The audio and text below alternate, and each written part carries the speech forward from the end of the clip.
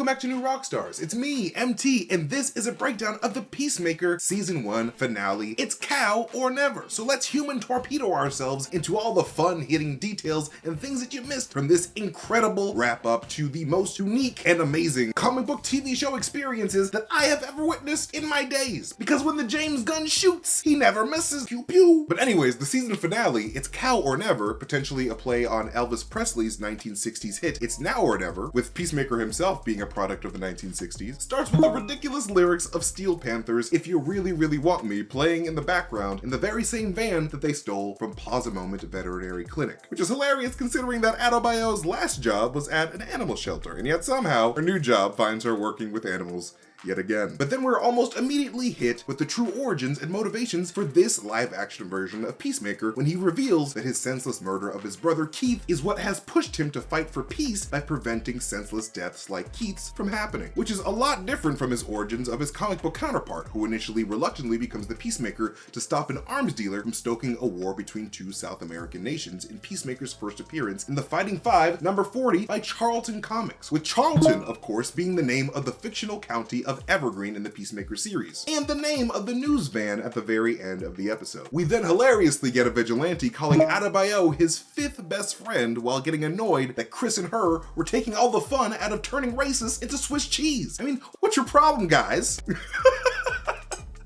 Just kidding, murder is wrong. Which very much goes to show just how much a sociopath like Adrian struggles to get along with society. Because if Chris and Eagly are 1 and 2, then 3 and 4 are likely Harcourt and Economos. Basically, just everybody that he knows. The latter of which makes sense considering Vigilante's very sarcastic concern for his health in the post-credit scene of the finale. Sarcasm? I haven't noticed you eating way more corn chips than any one human being should eat, and I'm not worried that you're gonna die. But I am worried that you're gonna die.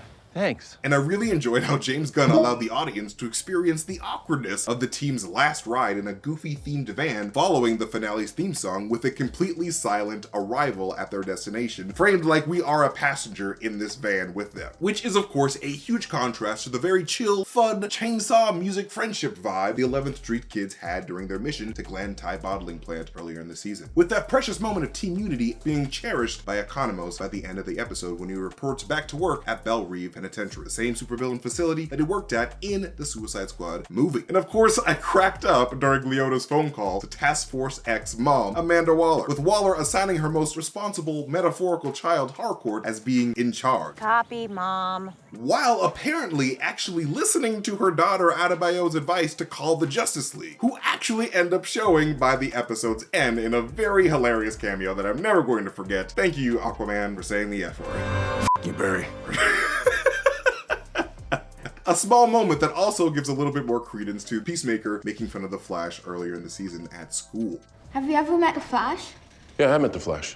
Like everybody else has ever met him, I thought he was an unbearable D-bag. And this also explains why Waller asks Harcourt through Adebayo if the team can wait for backup. Do we have time to wait for backup? No, they're teleporting the creature out of here. The little clever foreshadowing by James Gunn there. And when the team is preparing to kill that cow, we get a lowdown on all the powers of Peacemaker's 5 remaining helmets out of the 8 that was introduced in episode 1. Underwater World, Scabies for All, Anti-Gravity, Sonic Boom, and of course, Human Torpedo, with Screwdriver, Bound for Good, and Ichiban being left out. And I'm assuming Ichiban is for the scabies. And though we never got to see a flashback of Augie's days as the Peacemaker when he was doing racist shit in the past, we did get to see the proper execution of a human torpedo when the White Dragon attacked the Econogoat and the Blunder Twins last episode. Before, you know, getting an improper execution at the end of the episode with Leota sort of pulling a Drax by attacking the beast from the inside. And hey, in honor of one of the most anticipated movies of the year, our friends at Epic Hero Shop just released 3 new Batman themed shirts and 2 sock designs. They normally release new merch timed with the release of the movie or show that they're inspired by, but they're dropping this Batman merch early just for you so you can have it just in time for opening night. Picture this, you're in line to buy popcorn and you get a knowing nod from a guy working at the register. He leans in and whispers, "Hi, I'm Erik Voss, and now you've just made a cool new best friend who can slip you some free Junior Mints."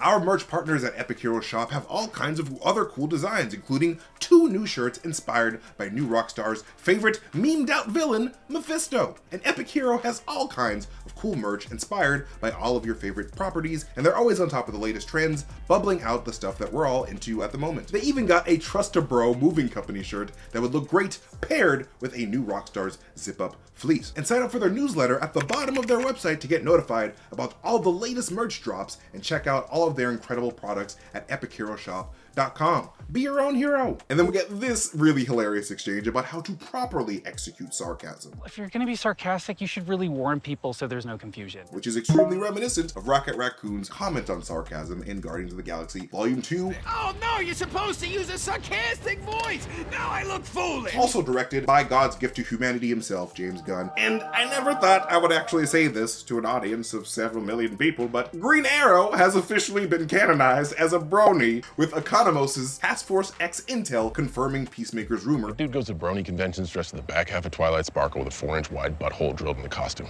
No, I actually heard that's true about Green Arrow, but that's the first thing he said that's real. And when Adrian echoes Chris's commands to Eagly to pick up the helmet, I feel like James Gunn was channeling that brotherly energy of Timmy and Tobby repeat Timmons from The Sandlot. Take the helmet. Take the helmet. Eagly, take the helmet. Eagly, take the helmet. Colossus of Clout. The Colossus of Clout. And when the team searches for the helmet, Eagly mistakenly dropped in the forest,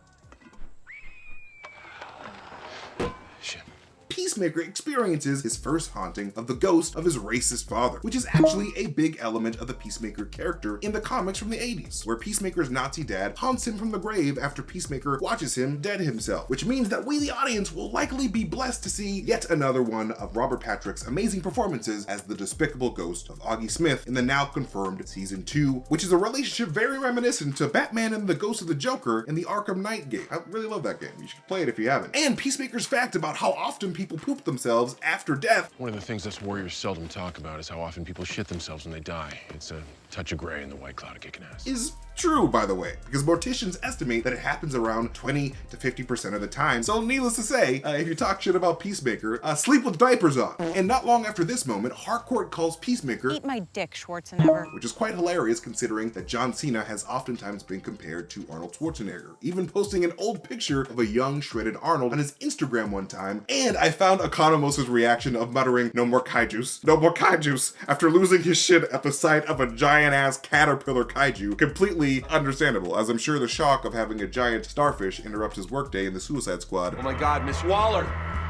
We've got a freaking kaiju up in this shit! stayed with him specifically for the purpose of him and his therapist having something to talk about. But it was actually Butterfly Locke's reaction of a single tear dropping down his face that I found more surprising, as it shows, much like with Myrn, Locke was technically more human while possessed by a butterfly than he ever was alive, which sort of gives Goff's revelation to Chris of the butterfly's peacekeeping intentions for humanity more credence. Like Goff said, we're kind of messing ourselves up. And when the team storms the ranch to a theme song so nice that they had to play it twice, we got to see Peacemaker do some dope trick shooting with that Peacemaker shield that was lurking in the background of Augie's armory earlier in the season, as well as getting to see Leota Adebayo absolutely f it up. Queen! That's that God-given natural talent that Wallow was talking about in episode 1, baby. And finally, when Adebayo airs out all of Argus's dirty laundry, not only is she standing in front of some really dope Brood Hollow Switchwater posters, which is a reference to the really popular webcomic, and some super dope funny posters of DC Comics characters as manatees like Hawk Manatee, Super Manatee, and Bat Manatee, but her report also includes the sentence, Task Force X quickly assembled a team of motley government agents, or as one might say,